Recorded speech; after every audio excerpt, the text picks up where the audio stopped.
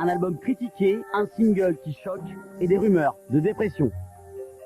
Mais parfois, j'ai le sentiment que les gens veulent me détruire.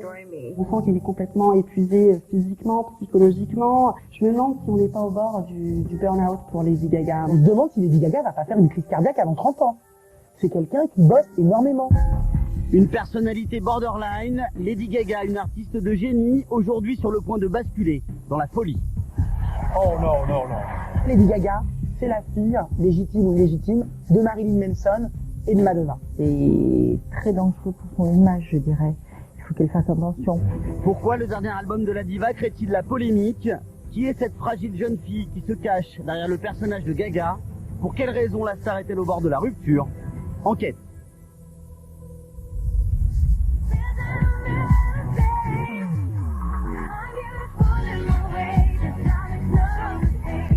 Lundi dernier, sortie du dernier album de Lady Gaga, Born This Way, annoncé par la star depuis plus d'1 an. Une attente énorme et des chiffres qui sont à la hauteur. 1 million d'exemplaires écoulés en moins d'une semaine. Un succès commercial, mais un 3e opus critiqué. Il n'y a pas de surprise, c'est-à-dire que c'est un album qui fonctionne sur les mêmes thèmes, sur les mêmes références que son précédent album. Dans le recyclage Lady Gaga, il y a parfois des ratés, qu'on a vu avec Born This Way et Expression. Elle a voulu peut-être un peu trop rendre hommage à ce style d'hymne un peu fédérateur, hyper tubesque. C'était un peu moins digéré que d'habitude, mais bon, à côté de ça, il y a tellement de choses qu'elle réussit qu'on peut largement lui pardonner.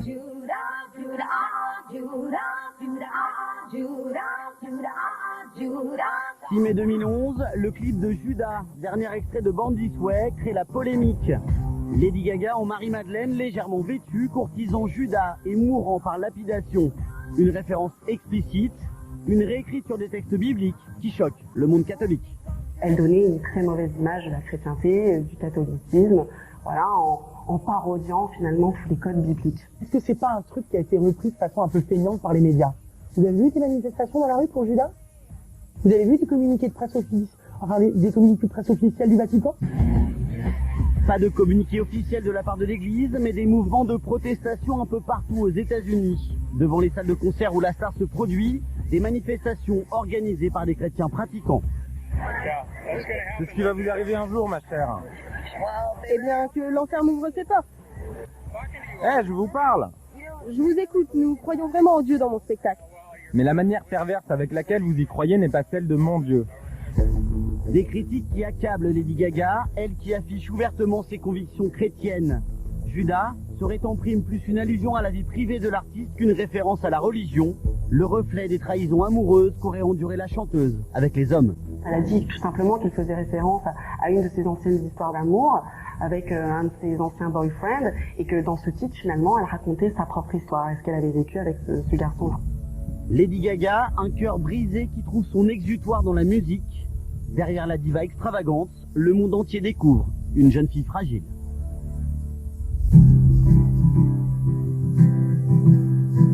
Vous avez un petit ami? Non, je n'en ai pas. Vous n'en avez pas? Je n'ai pas eu de rencard récemment. Je travaille tellement dur et je viens de finir mon album. Je ne sais pas, je suis lassée des hommes en ce moment.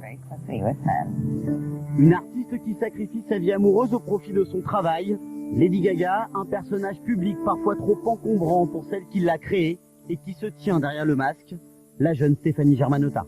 Évidemment, il n'y a pas de place pour une quelconque vie privée. Enfin, c'est quelqu'un qui bosse énormément. Je me demande d'ailleurs comment elle fait pour dormir. Ça va être compliqué d'être le mec de Lady Gaga, vu le pourcentage de son temps qu'elle consacre à sa musique, sans compter le côté quand est-ce que je suis Lady Gaga, quand est-ce que je suis Stéphanie Germanotta.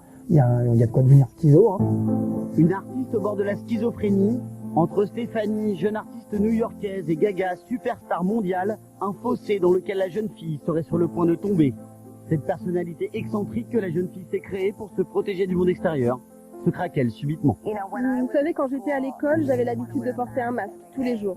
Lundi dernier, dans un show américain, Lady Gaga laisse pour une fois la parole à Stéphanie Germanotta.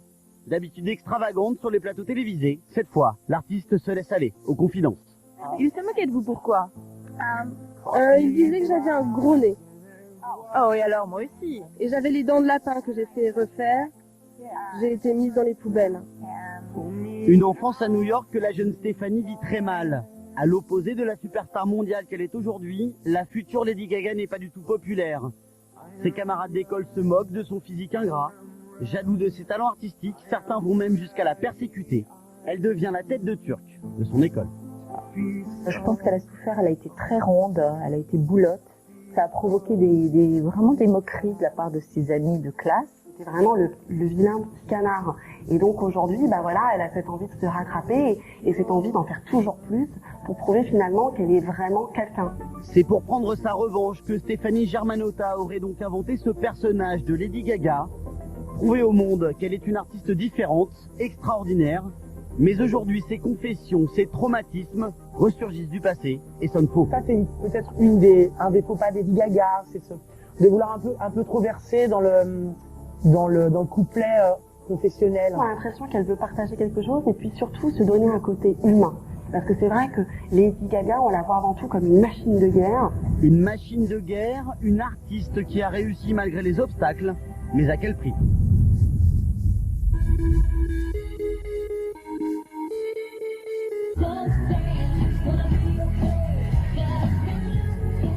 Février 2011, concert au Madison Square Garden, une date de plus dans la tournée The Monster Ball Tour. Un spectacle monstrueux annoncé par la star comme le plus grand de tous les temps. 227 millions de dollars de recettes, un succès en termes d'affluence, mais un show très en deçà des promesses de la star. C'est pas la plus grosse tournée gigantesque, c'est pas la meilleure tournée qu'on ait vue au monde. Ça a donné une espèce de fiasco avec des dates annulées pour cause de maladies, pour cause de difficultés respiratoires. 18 mois, 205 concerts et une Lady Gaga qui apparaît parfois fatiguée, malade, incapable d'assurer le spectacle. Les vidéos de ses nombreuses chutes au cours des concerts font le tour du monde.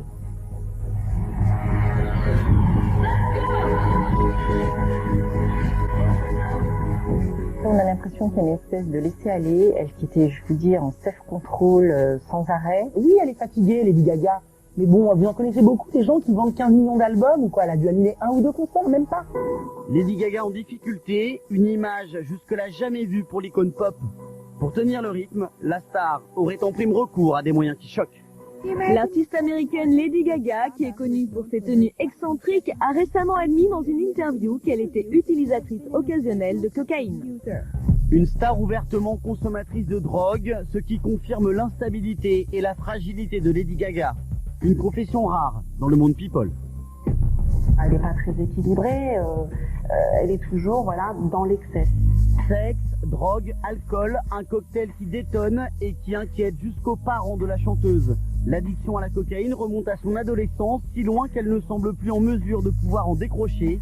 La mère de Lady Gaga, Cynthia Germanotta, a donc obligé sa fille à lui faire une place dans le bus de la tournée pour la surveiller.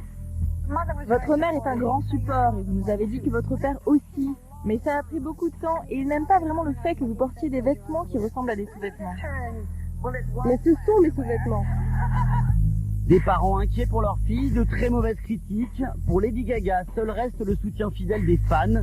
Mais de ce côté aussi, un fait divers horrible a plongé la chanteuse encore un peu plus dans la tourmente. Une jeune femme est accusée de cruauté envers les animaux. D'après les autorités, elle aurait disséqué le chat familial. Le mois dernier, Angelina Barnes, une fan de 20 ans, éventre et dissèque son propre chat pour réaliser une robe similaire à celle de Lady Gaga au Energy Music Award 2010. Les petits monstres, comme la diva prénomme ses fans, n'ont jamais autant mérité leur surnom. Il se base sur ce qu'elle fait, sur ce qu'elle dit, et effectivement, on peut parler du pouvoir d'influence. Elle est complètement folle, mais c'est une bonne folie. C'est une folie créative. Donc elle a les fans qu'elle mérite. Des fans qui dérapent, mais qui pourraient également lui donner un nouveau souffle. Mardi dernier, un site internet propose le dernier album de Lady Gaga en téléchargement pour moins d'€1. Le nombre de connexions fait littéralement sauter le serveur du site. Suite à cet engouement, la diva a annoncé qu'elle allait offrir un nouveau clip à son public seulement 3 semaines après la fin de sa tournée. Malgré sa fragilité, la machine Gaga continue de tourner. Qui nous dit qu'ils sont bons